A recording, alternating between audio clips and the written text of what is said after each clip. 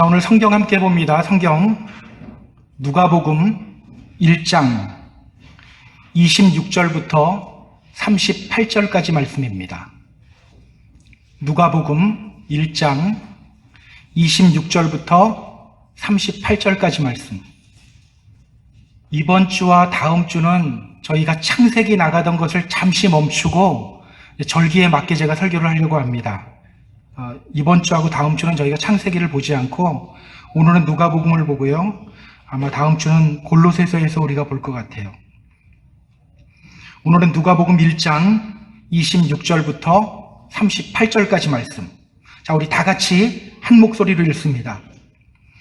여섯째 달에 천사 가브리엘이 하나님의 보내심을 받아 갈릴리 나사렛이란 동네에 가서 다윗의 자손 요셉이라 하는 사람과 약혼한 처녀에게 이르니 그 처녀의 이름은 마리아라. 그에게 들어가 이르되 은혜를 받은 자여 평안할지어다. 주께서 너와 함께 하시도다 하니 처녀가 그 말을 듣고 놀라 이런 인사가 어찌함인가 생각하매 천사가 이르되 마리아여 무서워하지 말라. 내가 하나님께 은혜를 입었느니라.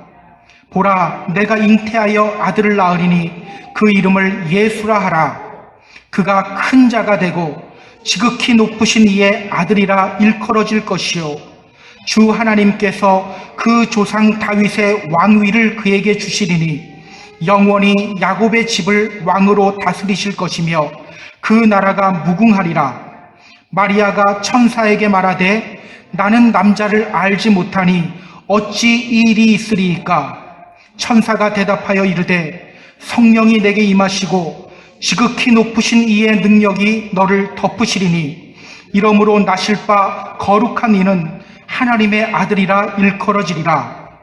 보라, 내 친족 엘리사벳도 늙어서 아들을 배었느니라.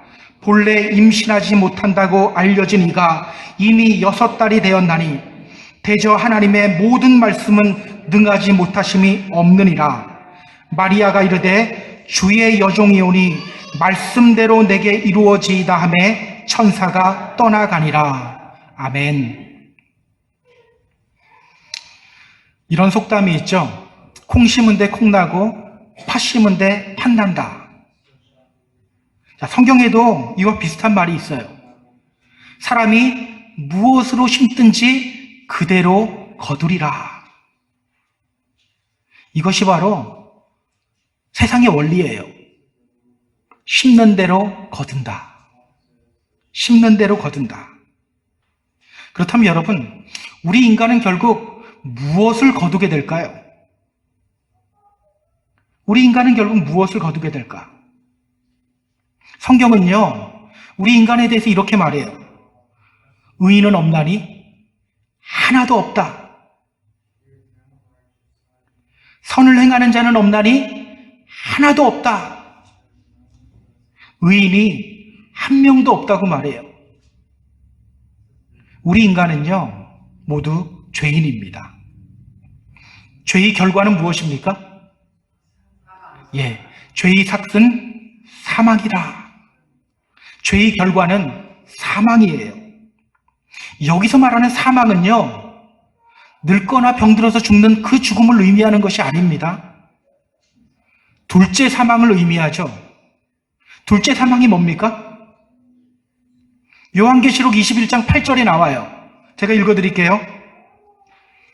요한계시록 21장 8절. 그러나 두려워하는 자들과 믿지 아니하는 자들과 흉악한 자들과 살인자들과 음행하는 자들과 점술가들과 우상숭배자들과 거짓말하는 모든 자들은 불과 유황으로 타는 못에 던져지리니 이것이 둘째 사망이라. 불과 유황으로 타는 못에 던져지리니 이것이 둘째 사망이라. 자, 둘째 사망이란 지옥에 가는 게 둘째 사망이에요. 그렇다면 여러분, 우리 인간의 최종 목적지가 어디예요?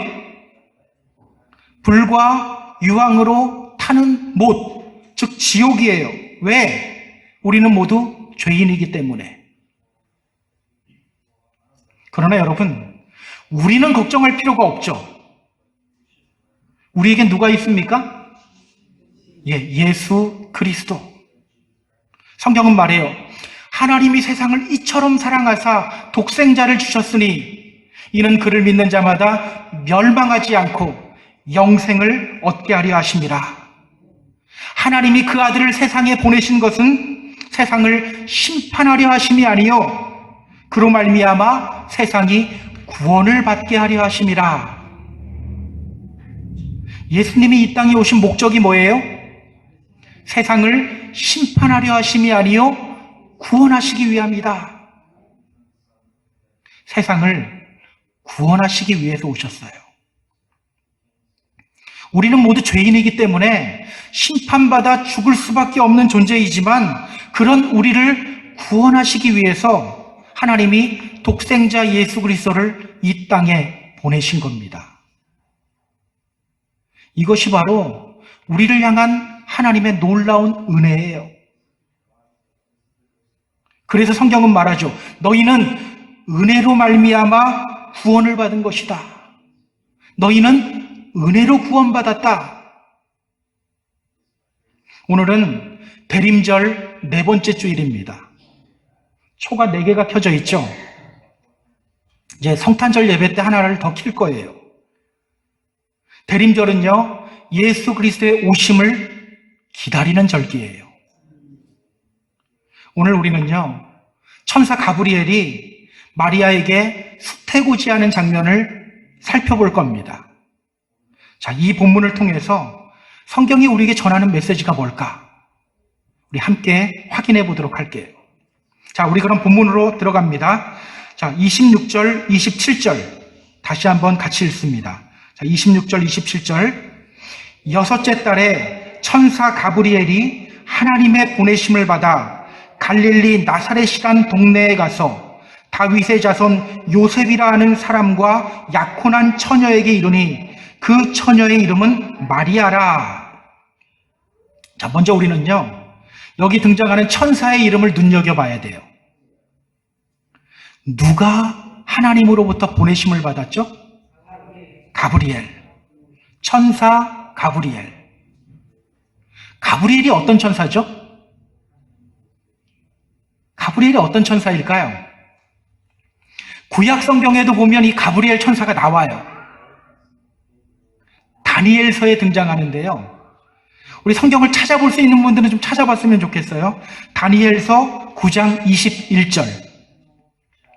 다니엘서 9장 21절. 구약 제가 가진 성경으로는요, 1250페이지입니다.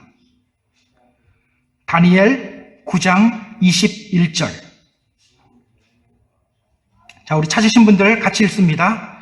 곧 내가 기도할 때 이전에 환상 중에 본 그 사람 가브리엘이 빨리 날아서 저녁 제사를 드릴 때쯤에 내게 이르더니. 자, 다니엘이 기도할 때 누군가 다니엘에게 오죠. 누가 옵니까? 가브리엘. 왜 왔을까요? 왜 왔을까요? 그냥 왔을까요? 아니에요. 메시아의 오심을 전하기 위해서 왔어요. 다니엘서 9장 26절을 보면요, 가브리엘 천사가 이렇게 말해요. 기름 부음을 받은 자 곧 왕이 일어날 것이다. 기름 부음을 받은 자 누구를 가리킵니까? 예수 그리스도를 가리킵니다. 그렇다면 여러분, 하나님이 천사 가브리엘을 오늘 보내신 이유가 뭡니까? 다니엘에게 하셨던 그 예언의 말씀, 곧 그리스도의 오심에 대한 예언의 말씀을 이루기 위해서예요. 다니엘에게 하셨던 그 예언의 말씀, 곧 그리스도의 오심에 대한 예언을 이루시기 위해서. 자, 그럼 오늘 본문으로 돌아와서요, 오늘 하나님이 천사 가브리엘을 누구에게 보냈는지 우리가 확인해야 돼요. 오늘 하나님이 천사 가브리엘을 누구에게 보냈죠? 마리아. 앞서 가브리엘은 제사장 사가랴에게 갔었습니다.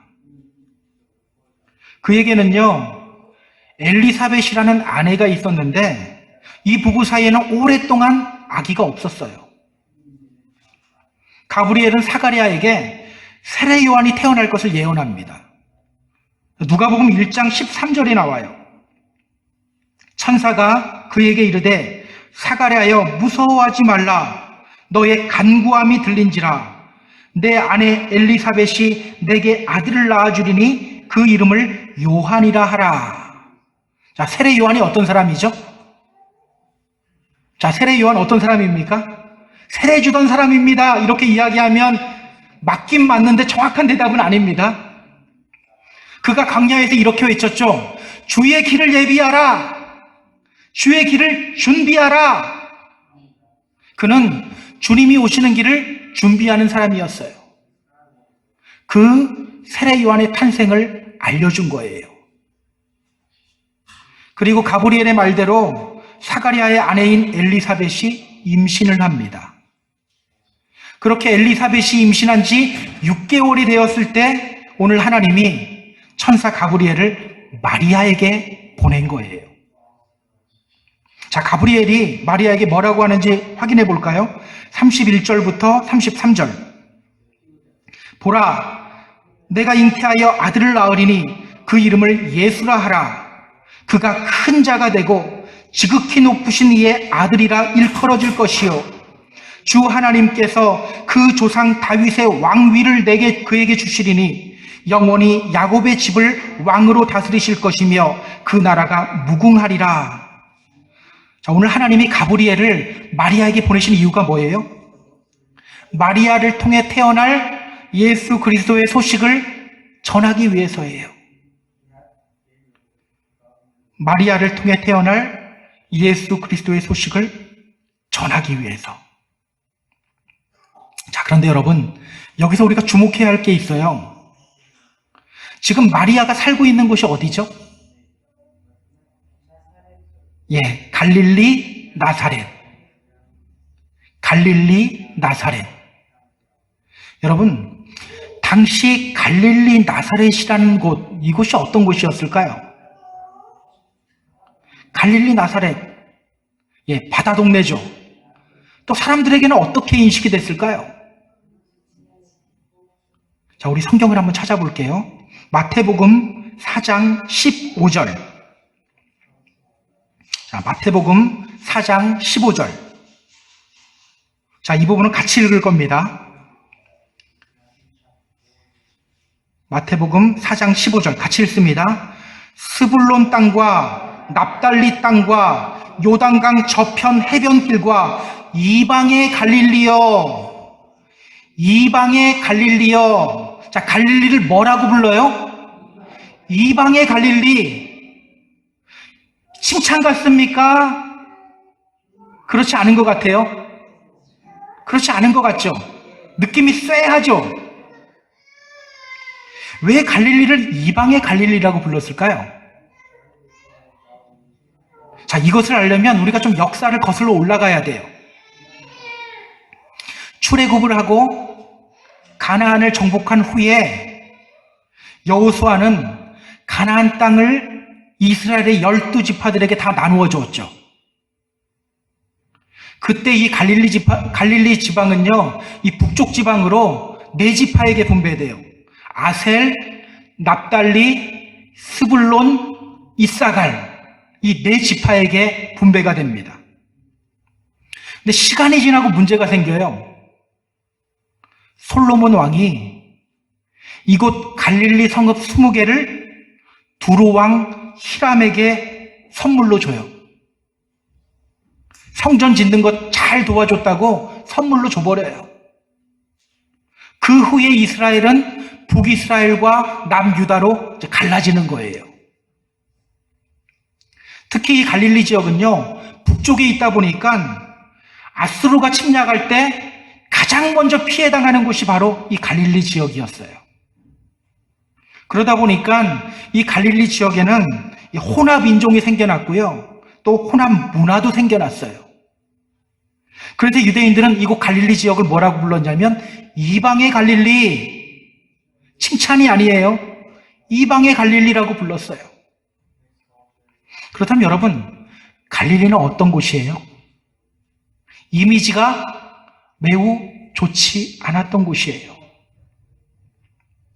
사람들에게 천대받고 멸시받는 곳이에요. 요즘 우리가 새벽에 요한복음을 보고 있잖아요. 요한복음에 보면 이런 장면이 있어요. 예수님을 만난 빌립이 은혜 받고 나다나엘에게로 가요. 그리고 이렇게 말합니다. 모세가 율법에 기록하였고 여러 선지자가 기록한 그의 사람을 우리가 만났다. 누구냐? 요셉의 아들 나사렛 예수다. 근데 그 말을 듣고 나다나엘이 뭐라고 말하죠? 무슨 소리야? 나사렛에서 무슨 선한 것이 날 수 있느냐? 나사렛에서 무슨 선한 것이 날 수 있느냐? 이것이 바로 갈릴리 나사렛에 대한 사람들의 평가예요. 이곳에서는 절대 선한 것이 나올 수가 없다. 이곳에서는 절대 그리스도가 나올 수가 없다. 그런데 하나님이 바로 그 갈릴리 나사렛에 사는 마리아에게 가브리엘 천사를 보낸 거예요. 그리고 그 마리아를 통해 이 땅에 오시려고 하고 있는 거예요. 자, 그럼 우리 가브리엘 천사가 마리아에게 뭐라고 하는지 우리 확인해 볼까요? 28절 보세요. 오늘 본문 28절 같이 읽습니다. 그에게 들어가 이르되 은혜를 받은 자여 평안할지어다 주께서 너와 함께 하시도다 하니. 자, 오늘 하나님이 가브리엘 천사를 통해서 마리아에게 이렇게 말씀하셔요. 은혜를 받은 자여, 은혜를 받은 자여, 은혜를 받았다. 무슨 뜻이죠? 은혜 받았다. 우리 보통 은혜 받았습니다라는 말 많이 하잖아요. 말씀 듣다 감동이 오거나 마음이 뜨거워지면 우리 그래요. 오늘 은혜 받았습니다라고 해요. 은혜 받았습니다. 우리가 많이 사용하는 말인데 이게 무슨 뜻이죠? 자, 은혜를 받았다. 헬라어 성경을 보니까요. 카리토라는 단어를 사용하고 있어요. 카리토, 이 말은요, 기쁨이라는 뜻의 카리스, 여기서 나온 말이에요. 자, 카리토라는 말은요, to be highly favored, 하나님으로부터 큰 친절, 큰 호의를 받는 것, 이걸 뜻하는 단어예요. 또는 to make accepted, 하나님으로부터 받아들여지는 것, 이게 바로 은혜를 받는 거예요. 따라서 은혜를 받았다라는 말은요, 하나님으로부터 큰 호의를 받았다는 거예요. 사랑을 받았다는 거예요. 친절을 받았다는 거예요. 또 우리가 하나님에 의해 하나님의 자녀로 받아들여졌다는 것입니다. 이게 바로 은혜를 받았다는 거예요. 여러분, 하나님이 그 은혜를 지금 누구에게 베풀고 있어요? 마리아. 천대받는 갈릴리, 멸시받는 갈릴리, 그 갈릴리에서도 더 낙후된 곳인 나사렛에 사는 마리아에게 베풀고 있는 거예요. 잘 나가는 가문이 아닌 멸시받는 지역의 한 이름 없는 시골 처녀 하나를 택해서 지금 은혜를 베풀어 주시고 있는 거예요. 기억하세요. 이것이 바로 하나님의 은혜입니다. 이것이 바로 하나님의 은혜예요. 필립 얀시라는 분이 있는데요. 그분이 내가 알지 못했던 예수라는 그의 책에서 이렇게 말해요. 은혜는 절망하고 궁핍하고 마음에 상처 있고 스스로 아무것도 할 수 없는 사람들을 위한 것이다. 은혜는 모든 사람들을 위한 것이다. 기억하세요. 하나님의 은혜는 많이 배우고 똑똑한 사람들에게만 오지 않아요. 착한 사람에게만 하나님이 은혜 베풀지 않아요. 우리 모두에게 은혜를 베푸십니다. 그래서 감사해요. 저 되게 못됐거든요. 하나님이 이런 저에게 은혜 베풀어 주신다는 게 참 감사해요. 우리 가끔 이런 말 들어요. 주님이 이런 저를 사랑하실까요? 저는 끊임없이 곁길로 갔어요. 저는 끊임없이 내 마음 내키는 대로 살았어요. 제 가족들도 용서하지 못하는 제가 저에게 있어요. 저는 믿을 자격이 없는 사람이에요. 그런데 하나님이 이런 저도 사랑하실까요? 어떻게 하실 것 같아요? 예. 하나님의 은혜는 누구에게라도 베풀어지는 은혜예요. 내가 과거에 어떤 삶을 살았든, 과거에 어떤 죄를 지었든, 하나님의 은혜는 우리에게 동일하게 부어집니다. 모든 사람에게 부어져요. 로마서 3장 23절, 24절은 이렇게 말하고 있어요. 모든 사람이 죄를 범하였음에 하나님의 영광에 이르지 못하더니 그리스도 예수 안에 있는 구속으로 말미암아 하나님의 은혜로 값없이 의롭다 하심을 얻은 자 되었느니라. 하나님의 은혜로 값없이 의롭다 하심을 얻은 자 되었느니라. 모든 사람이 다 죄를 범하였지만 그럼에도 불구하고 똑같이 부어지는 하나님의 은혜. 우리는 끊임없이 곁길로 가요. 그럼에도 불구하고 우리를 향한 하나님의 사랑. 그래도 우리 하나님은 우리를 포기하지 않는다는 거예요. 그래, 저놈은 아무리 해도 구제불능이니까 내가 쟤는 좀 포기해야지. 우리 하나님 절대 그렇게 하시지 않는다는 겁니다. 여러분, 이런 우리 주님이 우리에게 오고 계셔요. 이런 주님이 우리에게 오셔요. 요한계시록 3장 20절은 말합니다. 볼지어다 내가 문 밖에 서서 두드리노니. 주님이 우리의 마음 문을 두드리고 계셔요. 왜 그렇게 두드리고 계십니까? 누구든지 내 음성 듣고 문을 열면 내가 그에게로 들어가 그와 더불어 먹고 그는 나와 더불어 먹으리라. 우리와 함께 먹고 마시기 위해서, 우리에게 은혜 베풀어 주시기 위해서. 그렇다면 여러분, 오늘 우리가 힘써야 할 게 뭘까요? 오늘 우리가 힘써야 할 것. 우리 찬송 중에 이런 찬송이 있죠. 이 몸의 소망 무언가 우리 주 예수뿐일세. 우리 주 예수밖에는 믿을 이 아주 없도다.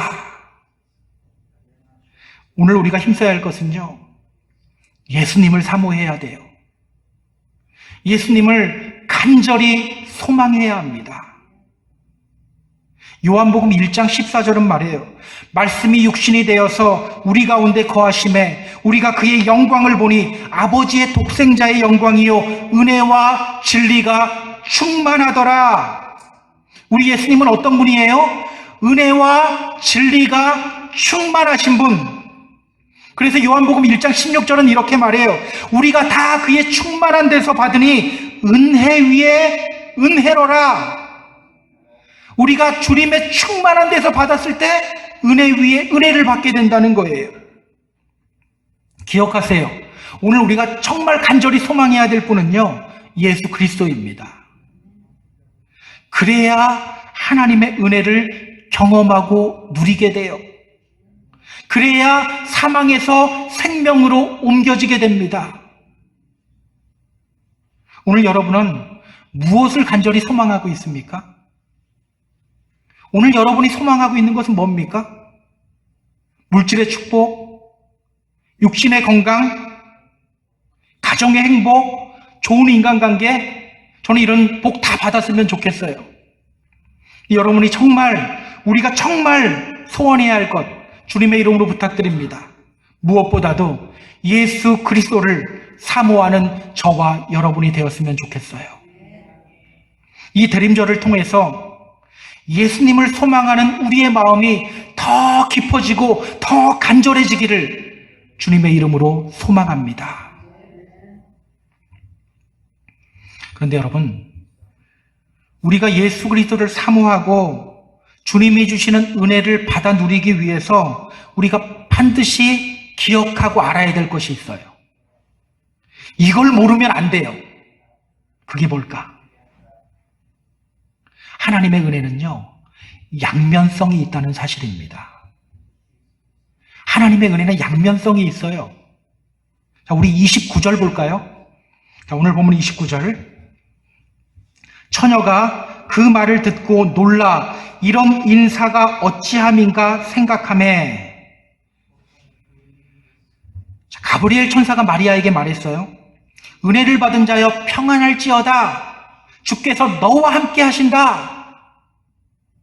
그 말을 듣고 마리아가 어떤 반응을 보여요?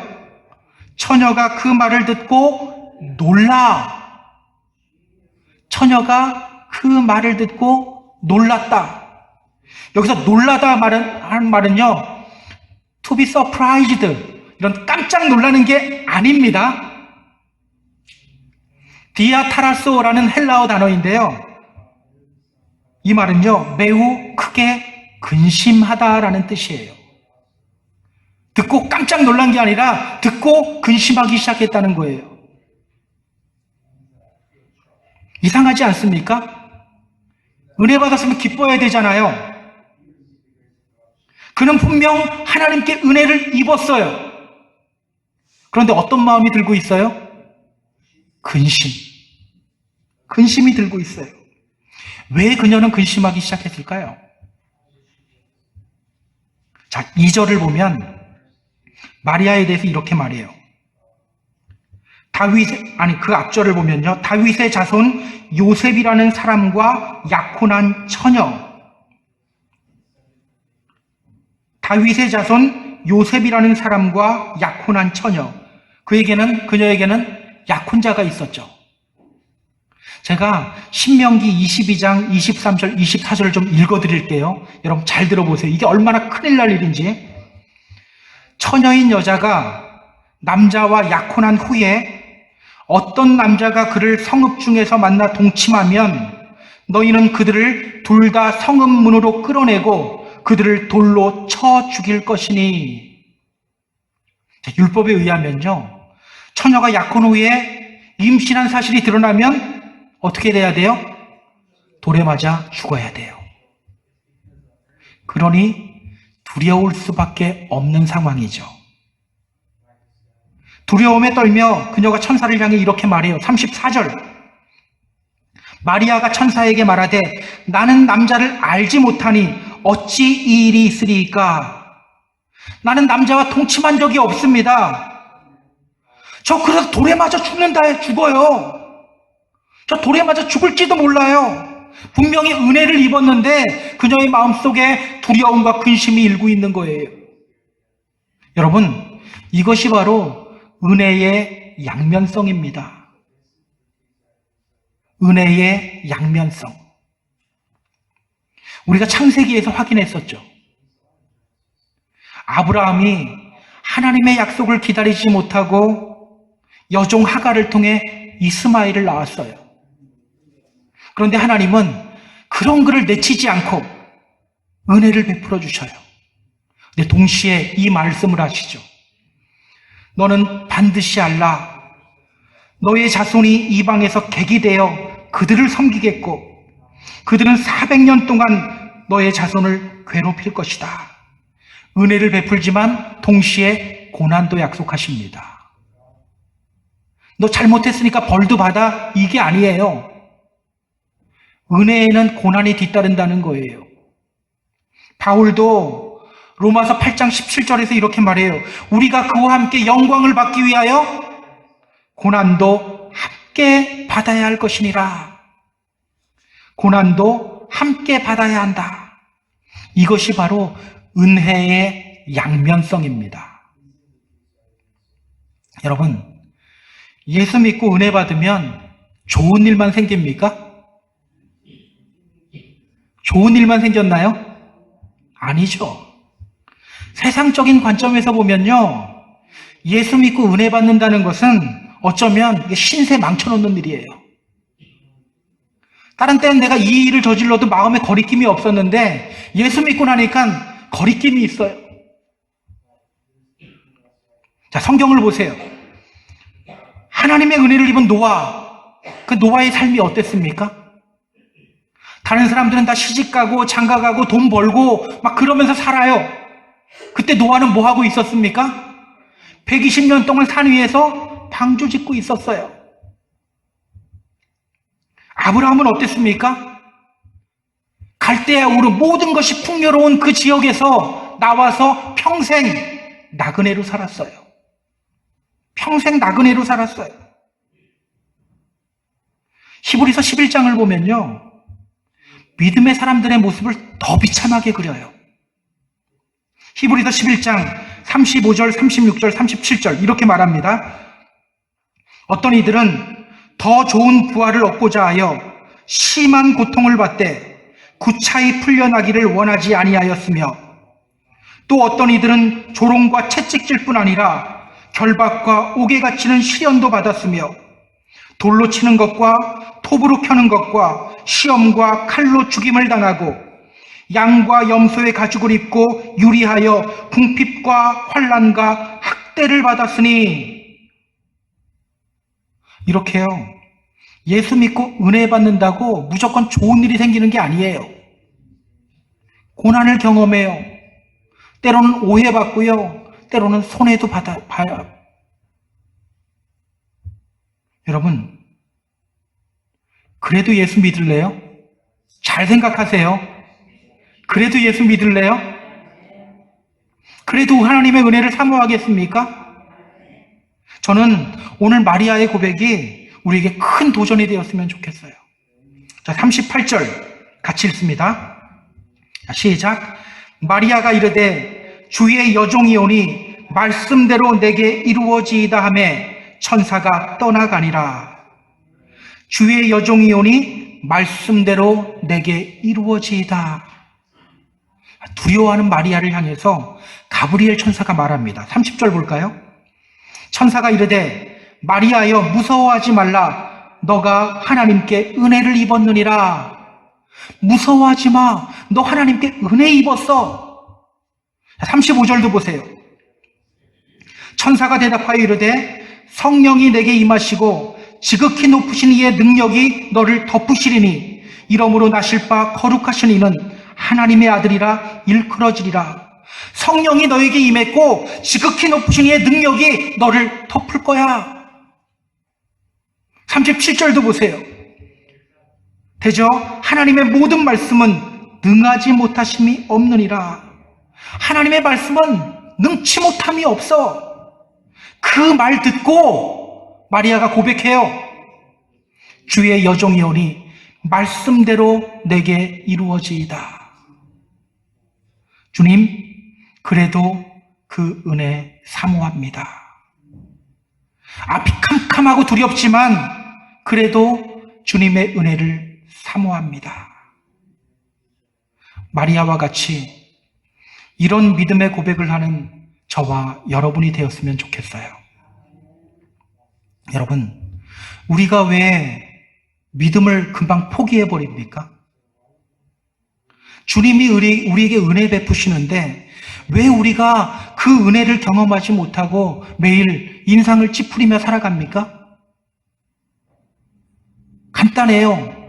은혜의 한쪽 면만 보기 때문이에요.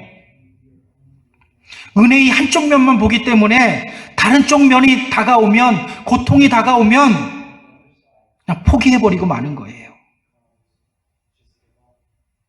제가 예전에 말씀드렸던 예화인데요, 다시 한번 오늘 좀 말씀드리려고 해요. 어느 교회 담임 목사님이 간이 안 좋아졌어요. 평소에 교인들과 너무 좋은 관계를 가졌던 목사님이 간이 안 좋아진 거예요. 교인들의 실망이 매우 컸어요. 병원에서는 오직 간이식만이 이 목사님이 살 길이라고 합니다. 그런데요, 교인들이 너도라도 자기의 간을 내주겠다고 막 얘기를 하는 거예요. 목사님, 제 간 이식 받으세요. 제 간 이식 받으세요. 계속 다 이러는 거예요. 이 목사님은요, 너무나도 행복한 고민에 빠졌어요. 모든 교인들이 자기가 희생하겠다고 하는 거예요. 얼마나 기뻤겠어요. 지원자가 너무 많아서 결국은 이제 작은 깃털로 그 지원자를 정하기로 했어요. 목사님이 강대상 위에서 작은 깃털을 하늘로 후 부는 거예요. 그럼 그게 쭉 올라갔다가 누군가에게 떨어지겠죠? 그 사람 간을 받기로 한 거예요. 목사님이 강대상 위에서 작은 깃털을 위로 후 붑니다. 그 깃털이 하늘로 솟아오르더니만 천천히 떨어지는데 한 성도님에게로 천천히 떨어지고 있어요. 그러자 그 성도님이 하늘을 보면서 외치는 거예요. 아버지! 아버지가 아니에요. 아버지! 외치는 거예요. 깃털이 다시 하늘로 날아가요. 그리고 이번에는 또 다른 성도님에게로 갑니다. 그 순간 그 성도님이 또 외쳐요. 주여! 그 깃털이 그래서 아직도 떨어지지 않고 날아다니고 있다는 그런 이야기가 있어요. 여러분, 재미있자고 한 이야기지만 사실은요, 많은 사람들이 이런 모습으로 살아가요. 주님 은혜를 사모합니다 하지만 광야길은 걸으려고 하지 않아요. 주님 사랑합니다라고 하지만 십자가는 지지 않으려고 해요. 주님 믿는다고 하지만 헌신은 하지 않으려고 해요. 그냥 쉽게 믿음 생활하려고 합니다. 그냥 편하게 믿음 생활하려고 해요. 그러나 기억하세요. 이스라엘 민족이 가나안 땅에 가기 위해서 광야길을 걸어야 했듯이 우리 또한 하나님의 은혜를 온전히 체험하기 위해서는 광야길 걸어야 합니다. 광야를 무서워하면 하나님의 은혜를 온전히 경험할 수 없게 돼요. 나를 버리지 못하면 하나님의 은혜를 체험할 수 없게 됩니다. 내가 좋아하는 세상적인 것들 버리지 못하면 하나님의 은혜 온전히 경험할 수 없어요. 때로는 예수쟁이라고 손가락받지 받지 않으면 하나님의 은혜 온전히 경험할 수 없어요. 누가복음 1장을 우리가 쭉 읽어보면요, 굉장한 아이러니가 있습니다. 아이러니하게도요, 가브리엘 천사가 세례 요한의 탄생을 전했을 때 세례 요한의 아버지인 사가랴는요, 믿지 않았어요. 믿지 않고 그냥 입이 벙어리가 돼버렸어요. 그는 하나님을 섬기고 예배하는 제사장이에요. 그럼에도 불구하고 믿지 못했어요. 그러나 저 시골 출신 가나안 여자인 마리아는 그 말을 듣고 믿고 고백합니다. 주의 여정이오니 말씀대로 내게 이루어지이다. 이 고백이 오늘 저와 여러분의 고백이 되기를 주님의 이름으로 소망합니다. 자, 이제 말씀을 정리할게요. 사랑하는 펜사콜라 한인교회 성도 여러분, 이제 성탄절이 코앞으로 다가와 있어요. 지금 여러분은 무엇을 사모하고 있습니까? 어떤 크리스마스 선물을 기대하고 계셔요? 오늘 우리가 정말 간절히 소망해야 할 분은 예수 그리스도입니다. 은혜와 진리가 충만하신 예수 그리스도를 소망해야 합니다. 이 대림절 마지막 주일, 우리 안에 주님을 향한 소망이 더욱더 굳건해지기를 주님의 이름으로 소망합니다. 광야길 걷는 것 두려워하지 않고 오직 예수님을 소망하는 저와 여러분이 되었으면 좋겠어요. 그렇게 늘 주님의 은혜를 누리며 이 땅에서 참 생명을 누리는 삶을 살아가는 저와 여러분 다 되기를 주님의 이름으로 축복합니다. 축복합니다.